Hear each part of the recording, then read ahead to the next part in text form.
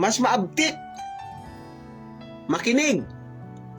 Hindi yung aantok-antok pag nagwali ang pare, nagwali ang pastor, ikaw din. Huh? Bakit? Nako. Pag mabagal ka sa pakikinig, haharangan demonyo yan. Pak! Wala na miss mo yung isang napakahalaga na word of God na may kinalaman sa iyong kaligtasan.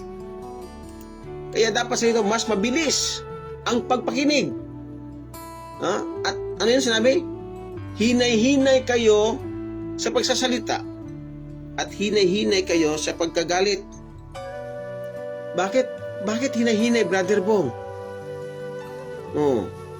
Kasi kung mas mabilis ka magsalita, di ba, kahit word of God, napansin nyo? Pagbilisan ko to, hindi ko na maramdaman, parang hindi ko siya ma-internalize.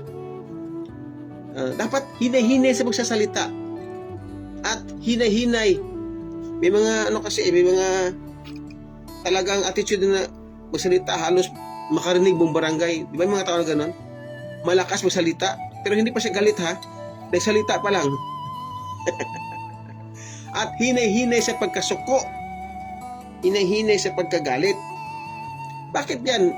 Hinay-hinay sa salita, hinay-hinay sa pagkagalit. Bakit? Ano sinabi doon? Ni James?